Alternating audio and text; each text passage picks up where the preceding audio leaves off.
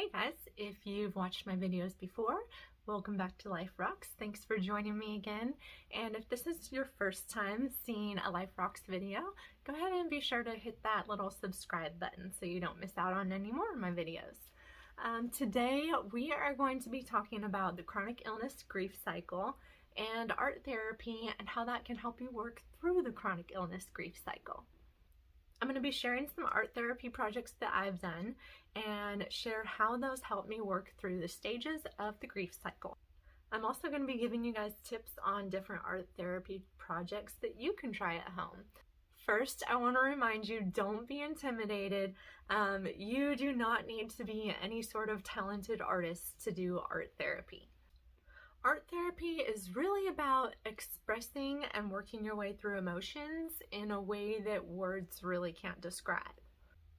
If you've ever done any form of art therapy, leave me a comment and let me know what you did and how it helped you work through the different emotions. We'll start with a brief introduction to the chronic illness grief cycle. You might be wondering what I mean by chronic illness grief, and for many of us, it's grieving our healthy selves that we once were. Grieving the life that we once lived, and grieving the dreams that we had for ourselves. One thing to remember is that the chronic illness grief cycle is not linear and it never ends. It is constantly moving from one stage to another. Usually the first stage of the chronic illness grief cycle is denial. This can often happen after our diagnosis or even in the process of trying to find a diagnosis. We try to deny that it could be anything serious. We try to deny that the test results were right. Maybe those results were wrong. Maybe I don't really have what those doctors said I had. Another stage is pleading, bargaining, and depression. This can often look like begging for symptoms to end, begging for the illness to go away, bargaining with yourself and thinking, if I just do this, maybe I'll get better. If I just stop doing that, this might go away. And of course, those often lead to depression because with chronic illness, we usually can't make it go away, and that is sad and depressing. Anger is another stage. We become angry with ourselves for not being capable of doing the things we once could. We become angry with our illness. We become angry with the world. We become angry because it ruins all the hopes and dreams we ever had for ourselves. Chronic illness can throw our entire life off track. Which leads us to the next stage, which is loss of self and confusion. Oftentimes, because of our symptoms, we're unable to continue doing some of the things that we once did or that we once enjoyed. And it makes us feel like we've lost a part of ourself. Many people living with chronic illness have lost jobs and careers over their illness, which can cause us to feel like we need to find a whole new purpose in life. That's part of the confusion, confused about what am I going to do with my life now? Who am I now? Leading to another stage, which is the reevaluation of life, roles, and goals. At some point, we have to step back and we have to reevaluate things and think about what we can do, what we are capable of doing. If we're not able to work our way through this step, it's almost guaranteed that we will never reach acceptance. Part of reaching acceptance is finding new purpose. It's really difficult to accept living with the chronic illness if you feel like you have no purpose left anymore. This is one of the big reasons that I share my journey of living with chronic illness, because I know that sharing my journey can help others. It can help other people feel less alone, and it can help people learn different ways to cope while living with the chronic illness. And of course, the last stage is acceptance. An important thing to remember is that acceptance doesn't mean giving up or giving in. Acceptance is simply being at peace with your new normal and knowing that you're capable of finding a way to be creative and continue to be the person that you once were, or to be creative and shift gears and find new purpose in life that leaves you feeling fulfilled. Now it's time for us to get to the fun stuff, the art therapy, and we're going to talk about how different types of art therapy can help us work through those different stages of the grief cycle. Like I said before, the chronic illness grief cycle is ever changing and never ends. So once you've reached the stage of acceptance, it doesn't mean you'll stay there. One simple setback can put you back into the stage of anger. I'm going to start with a simple project that I did that helped me work through the anger and loss of self and confusion stage to help me work towards the reevaluation of life, roles, and goals stage. So this project was very much geared towards bringing value to things that didn't have value anymore. I took some old cheap prints that I bought at IKEA years ago and was going to throw them away. And in my craft bin, I happened to have tons of old acrylic paint that was drying up and getting clumpy, and I was about to throw it away because it was all trash in my eyes. It served no purpose. I decided to use those items that I deemed worthless to create an art therapy project for myself to help change my mindset and understand that things that are broken and things that are thought to not be worth what they once were can become something new and something wonderful once again. These paintings were not about thinking about how I was going to design my art piece. I've actually never done pour painting before, and I had no idea what I was doing. But it was about thinking through the process of taking this old ugly canvas and painting over it and giving this old ugly canvas new life and new purpose. And it's something I can hang on my wall and say, hey, I made that. And every time I look at it, it's a reminder that I can repurpose myself. You might be saying to yourself, I don't have paint and crafting supplies, or I don't have a space where I can make a big painting mess. But there's other projects that you can do that are so simple. For instance, these adult coloring books that are everywhere now. And as you're coloring that page, be thinking about what stages you're in and what stages of the grief cycle you need to work through, what stages you're working towards. You can choose colors that mean certain feelings to you. Like if you've been feeling really depressed about your illness, you might want to choose some gloomy colors like blues because you're feeling a little bit of the blues, or some grays and blacks. If you're finally seeing some light at the end of the tunnel and feeling like you're beginning to find new purpose in your life and you're on your way to acceptance, use some bright, vibrant colors like a sunny yellow. And this particular picture, if I was working on coloring this as a form of art therapy, I would fill these in with a lot of gloomy and doomy colors because it's all that misery that comes along with chronic illness.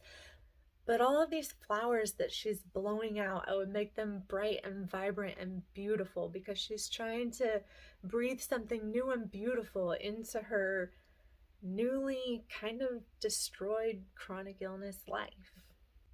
You might be thinking, I don't have time or money to go out and get all these art supplies to do these projects.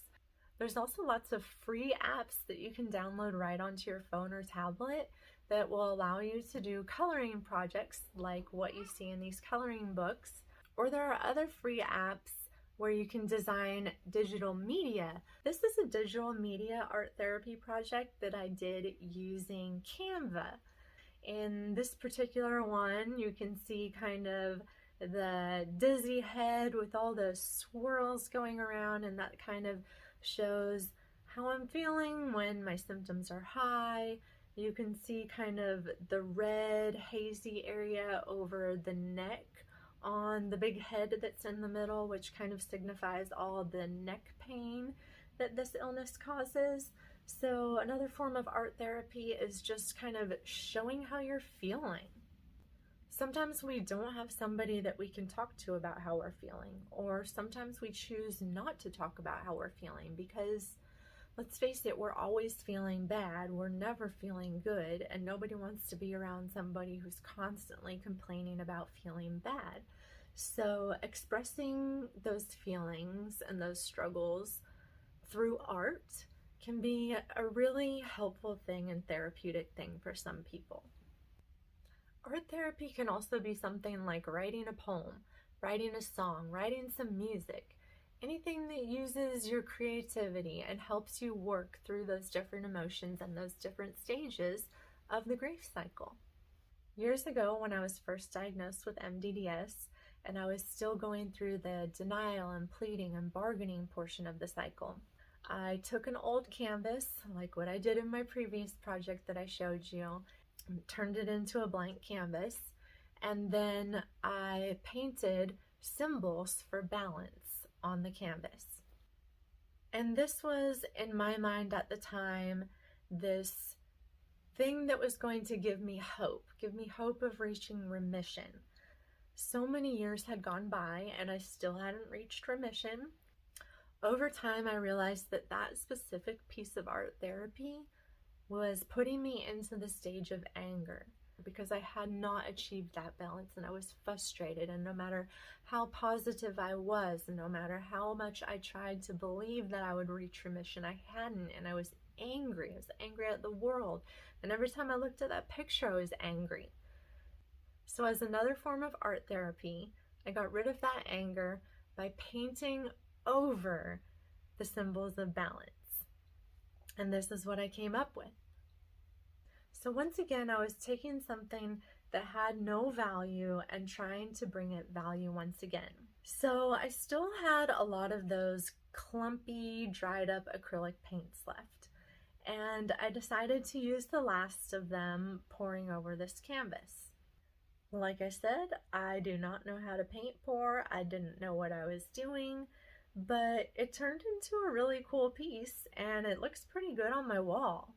And once again, this was just a project that was helping me work through the loss of self and reevaluating of life roles and goals.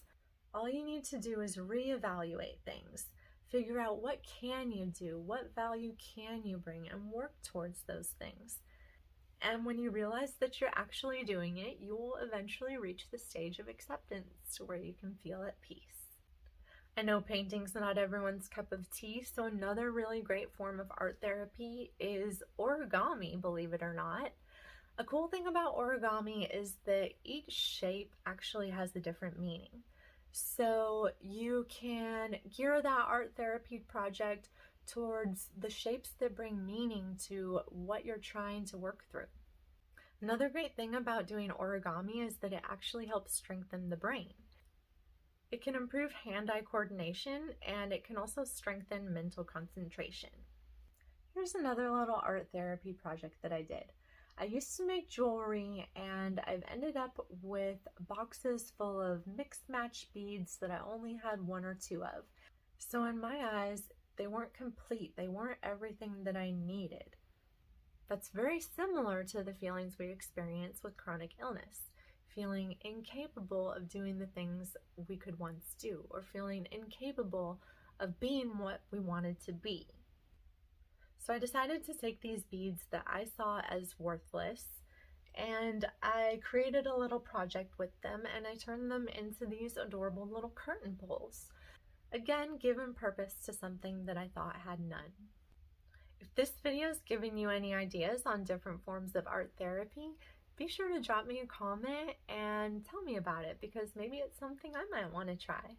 One of my most recent art therapy projects, and something I've been wanting to do for a really long time, is a mosaic. To me, mosaics are the perfect form of art therapy. Mosaics are made of broken pieces, but they're a work of art, and so are you. And making a mosaic is a reminder of that.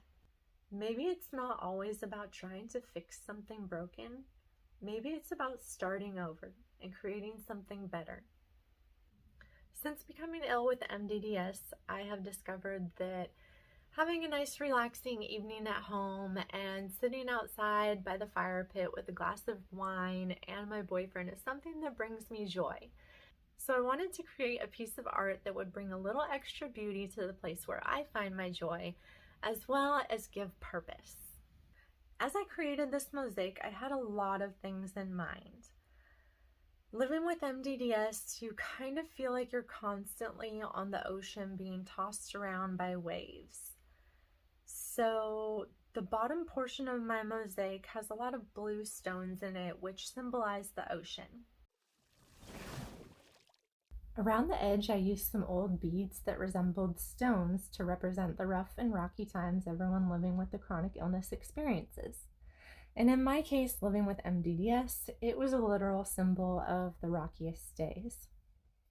I've also scattered bits of beach glass throughout my mosaic ocean. As I placed the beach glass, I thought about what it represents.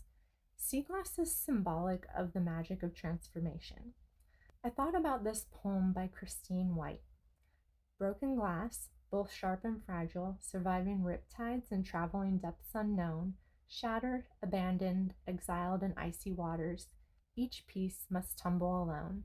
Jagged edges soften, get rounder, new shapes form, a protective coating grows, transformed by time and Mother Nature. Shards become glitter litter, washed ashore.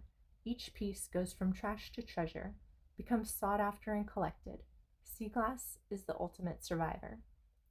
I've had one single lonely fish bead floating around my craft bin for over a decade, and in this mosaic, I finally found a purpose and a place for that lonely fish. To me, this one lonely fish represents living with the rare disease and how isolating and lonely it is. And with MdDS, we literally feel lost at sea all alone. Next, I created a mountain to symbolize the obstacles we must overcome while living with chronic illness. As I built the mountain, I kept these quotes in mind.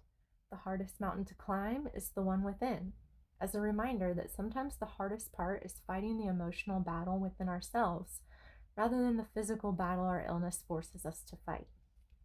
The second quote I kept in mind was, "The best view comes after the hardest climb," as a reminder to always keep climbing and never give up no matter how hard it gets. Looking back at the progress you've made is incredibly rewarding. It's important to not confuse progress with the recovery. With chronic illness, we don't just recover, we don't just get better, but we make progress by learning how to live and thrive despite the challenges our health has thrown at us. One of my favorite quotes is, "The flower that blooms in adversity is the most rare and beautiful of all." To symbolize this in my mosaic, there's a flower growing straight out of the ocean. It's surrounded by rocks and weeds, but despite its less than ideal conditions, it has persevered and blossomed. It represents resiliency and the ability to find ways to grow despite any condition. I used the white tiles to create clouds in the sky. The sky is completely clouded to represent the way a chronic illness can take away your dreams and plans for a bright future. But the blue sky and the tiny glimmer of yellow sunshine peeking out from behind those clouds represents hope, and the little pieces of peace and joy you're still able to hang on to despite your battle with chronic illness. If you're still watching and you've enjoyed any portion of this video, please help my channel out by giving it a little thumbs up or leaving a comment. There's dozens of creative and therapeutic ways to work through chronic illness grief. Working in the garden can be therapeutic, as each season brings a new beginning and an opportunity to nurture your garden and help it grow. And this can be a reminder to nurture yourself too. If you don't have a garden, you can practice this same therapy with houseplants. Many nurseries and garden supply stores will get rid of plants that are not looking so healthy, and a great form of therapy is to take one of those free plants and repot it and nurture it back to health. Art therapy can be something very personal that you do on your own, or it can even be done in a group setting. This painting was part of a group art therapy project. Members from a support group gathered in a virtual setting to work through grief, allowing each member to create a painting that symbolized what we were going through. It was like a virtual painting with a twist for spoonies. It was a great bonding experience as well as a healing process. If you would be interested in doing virtual art therapy projects with me, leave me a comment down below and let me know. As always, thanks for watching, and I'll see you again next time on Life Rocks.